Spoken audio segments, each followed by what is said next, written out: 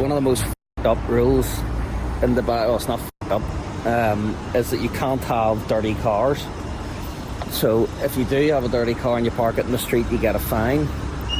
And I don't want to be seen videoing the boy's car. I think he's gonna get a f***ing fine anyway, son. We made it to the tower. I think this is called Olmac Tower, if I'm correct. Almas Tower. Almas meaning diamond. Aye. Almas means diamond. Almas is diamond in Arabic. Amazing. And the first thing I saw when I walked in was this beautiful clothes shop. Clothes, suits, shoes. Apparently all these shoes are handmade in Spain. And I got to meet the owner. What's your name? Bharat Parmar. Bharat. This is your shop? It is my shop. How long have you had this shop? This shop over here has been here since 2009. Yeah? But we've been in Dubai since 1956. That's amazing. That's amazing. But one thing, of course, I talked about wasn't the cloth and wasn't the suit. I saw his watch, his beautiful GMT. Can I have a look? 16700 GMT Master 1. Absolutely amazing. With the rare Swiss only dial. I'm really pleased to see that. You bought that in 1994, you said, right? I bought it in 1994. Right. And I think the dial is from 1999. So it's actually a really cool watch. I love that. Thank you. Love that.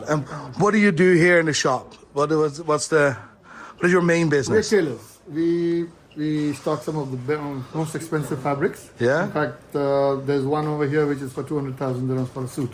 For a suit, 200,000 dirhams. How much is that in US dollars? About $58,000. That's crazy. Can I see it? Oh, sure, I can show you. Please Yeah? bring it. It's the fabric by Xenia. It's the finesse is 10 mil. They call it 10 mil because it Comes in this beautiful box as well.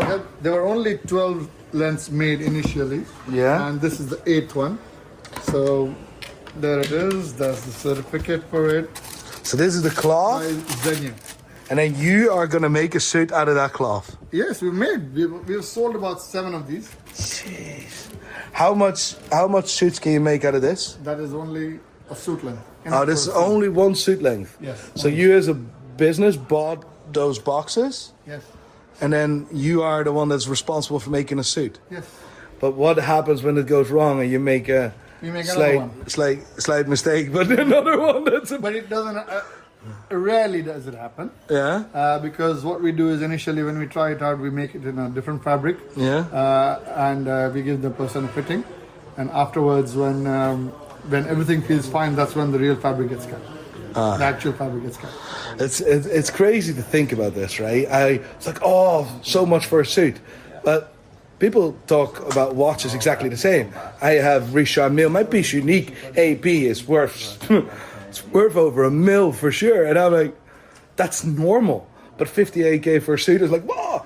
It's because you're not familiar with that, I think. How did you get into like This business? well, yeah.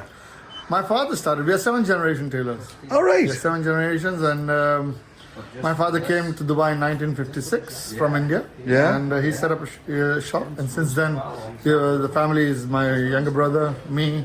We have a middle brother also. It's a family business, but my younger brother is the CEO. Yeah. And he handles all the operation sides of it. Amazing. That's class, mate. Can I touch it? Sure. This is crazy. It's so soft. It's wild. It's a super 270s if you were to see it. Yeah. It's really rare. It took Xenia about 9 years to collect enough wool to make fabric for 12 suits. So that is why they only had 12 suits. This is the first time they made it. And there it is. 10 millimeter, meaning that the fiber is 10 micron thick. Which is really, really thin. That is crazy.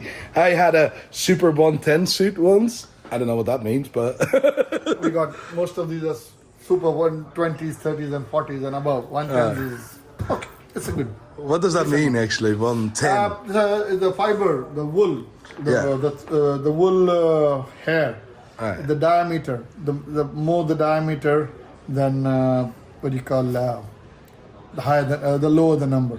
Aye. The lower the number, the better. The higher the number, the better. All right. So So- yeah, I had It's basically I had a suit, but that's what he said. That's 10. That's 10. 10 mil, and what you bought must have. It's not in the chart. Let's put it. I mean, this is not on the chart. No. Wool has a particular chart. Yeah. This one is not. This is off the charts. Aye. But then wool again is classified in 4 terms: length, strength, color, and crimp.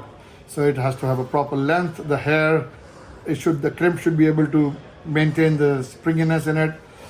Strength because it goes in spinning to make it into a yarn, and should not break. And length, strength, color, and crimp. Length, strength, color. You should be able to adapt color also. So when all those 4 things come together, then it's a really, really fine fabric. Just like in a diamond, you could have a color, clarity, carat, plus another 4 things. The 4 things in there as well. Same thing, wool also, there's classifications for that. Talking about diamonds, I'm going to take a seat. What is the crack with this building, right? So I see Dubai Diamond Exchange, right?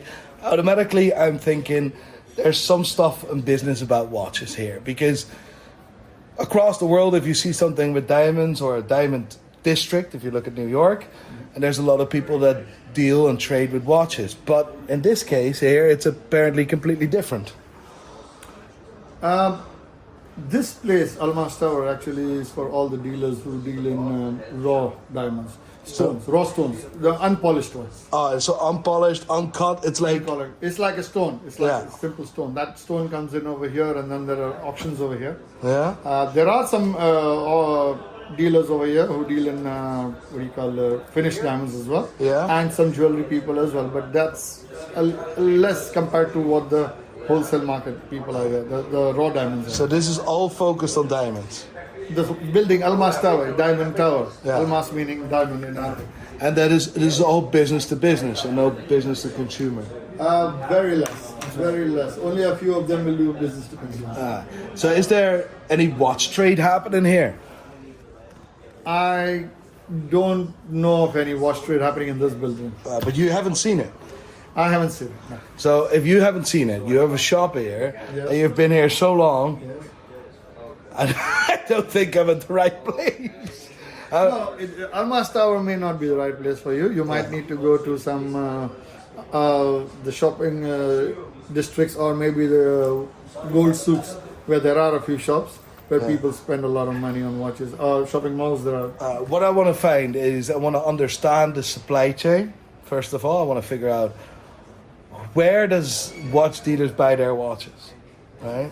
Watch dealers? Yeah, where do they buy their watches? They buy it from their agents. Yeah. Over here, only a Rolex agent can sell Rolex. Nobody else is allowed to sell. That's Siddiqui, isn't it? It's Siddiqui, yes. Yeah, very good. But what I'm trying to figure out is there's a trade going. It's like New York, right? You have the district. That's one street. 47th. I don't know what the hell it is. But there's one street, and there's a lot of jewelry, gold dealers, and watch dealers. And I thought maybe there's something like that here, but it isn't here. There are some dealers here who deal in pre-owned watches. There are some shops where you can go, but most people who have money, they either fly to Qatar or wherever the watch is available. So they fly to Qatar. Qatar, yes. Is it a good place for watches? There's no duty over there. There's no duty. There's no taxes over there. So when you're buying let's say $20,000-$30,000 watch, 5%, your ticket is cheaper to go to there and pick it up. That is if the watches are available. Here, Rolex doesn't have so many watches on stock, because every time you go there, they said, well, we don't have much stock. No. Right. I'm not going to go to Qatar anytime soon, but I need to figure out. Yesterday we met a gentleman which which you can see in a previous video. I feel like he's doing trade on a very good level, but I want to figure out like a place that has everything. Right? I know about a watch dealer, and I know Khalid is here, and he's a nice guy and stuff, but that's not. There's more to it. There's more there, and I want to go to the absolute core and figure it all out and share this with you. Where can we find your shop? What is the name of your shop? The name of the shop is Parmar Tailors, and you can find us in Bardubai as well as Almas Tower in the Jumeirah Lake Towers. And stuff. Amazing. From what price do you tailor suits? Our suits start $100. Yeah, that's easy. They start at about $600. No, about $700. Oh, so it's relatively affordable as well. Yeah, it starts from $700 and keeps going up. I just last week, a few days ago, got 2 suits measured by Suit Supply. If I knew that before I was coming here, let me see if we can make a suit here in general and see if that is. Sure. Let's make that happen. Thank you, bro. I appreciate all the information. Super kind. I just walked in and said, listen, what's the crack with this building? Everybody. And we are What a place, what a place, what a place. Thank you, bro. Appreciate you. Thank you so much. You're a legend. We're going to measure a shirt, but they didn't have enough cloth for me, personally, because I'm too fat. So, what a place. Let me see the name. There you go. Parmar. Legends.